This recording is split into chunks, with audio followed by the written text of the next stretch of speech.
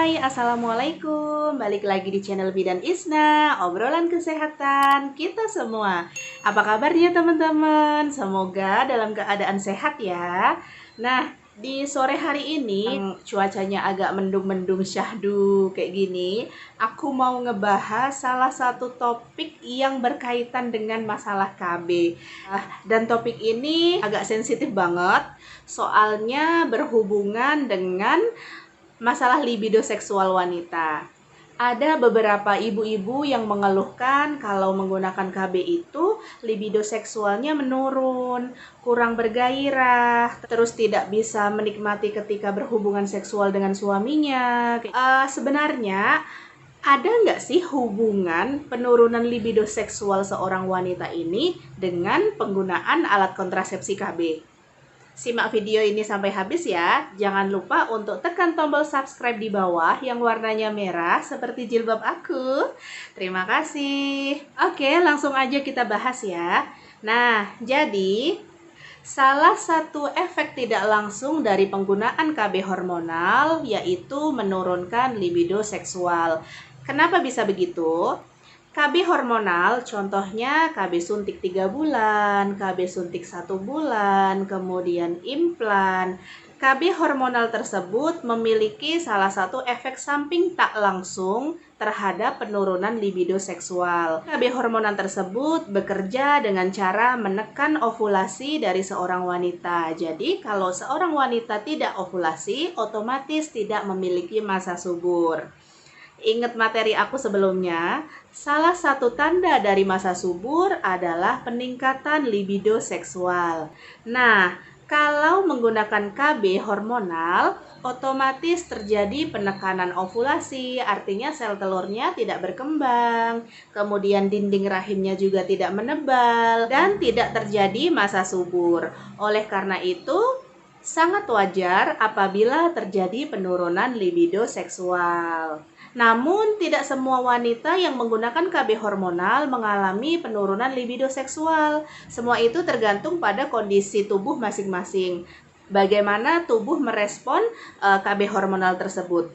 Sebagian wanita ada yang berefek samping menurunkan libido seksual, tetapi sebagian wanita tidak mengalami penurunan libido seksual. Penurunan libido seksual tidak hanya melulu disebabkan karena KB, bisa juga ada faktor-faktor lain yang menyebabkan libido seksual seorang wanita itu menurun.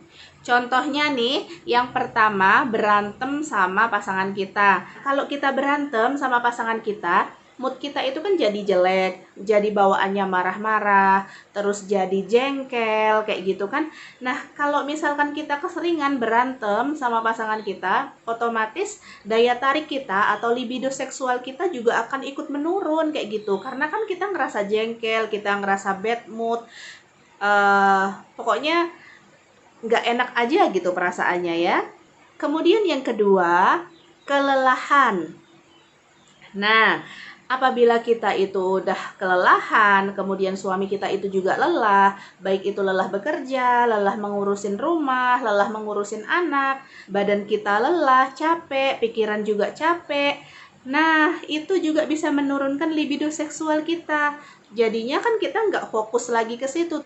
Boro-boro mikirin ke arah itu, udah bisa tidur dengan nyenyak aja, itu udah seneng banget kayak gitu ya. Nah, itu juga bisa menyebabkan penurunan libido seksual. Apabila kita terlalu lelah, baik itu lelah fisik atau lelah pikiran, capek kayak gitu ya.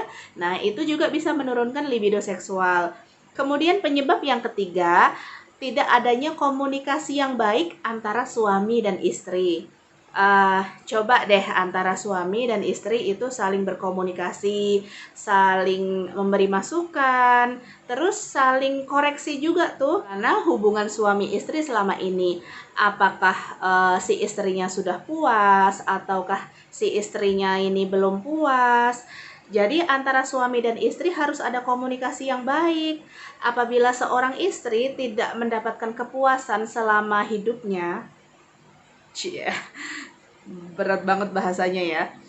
Apabila seorang istri tidak bisa menikmati, kemudian tidak merasa puas, otomatis kan dia akan merasa jengkel dan sebel, meskipun ada yang tidak dibilangin ke suaminya, dia pendam sendiri. Nah, itu juga bisa membuat gairah seksualnya menurun. Aku ada tips nih untuk mengatasi libido seksual yang menurun pada wanita.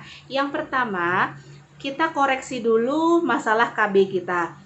Apabila kita merasa nyaman dengan KB kita, tidak masalah. Tetapi apabila kita tidak nyaman dengan KB kita, boleh ganti ke kontrasepsi yang lainnya. Contohnya yang tidak menggunakan hormonal, contohnya IUD. Tips yang kedua, balik lagi ke komunikasi yang baik dengan pasangan kita. Coba ngobrol dari hati ke hati. Misalkan, oh aku ini capek banget loh ngurusin rumah kayak gini, kayak gitu kan. Nah, kalau kita bisa ngobrol dari hati ke hati, kita akan saling mengerti antara suami dan istri.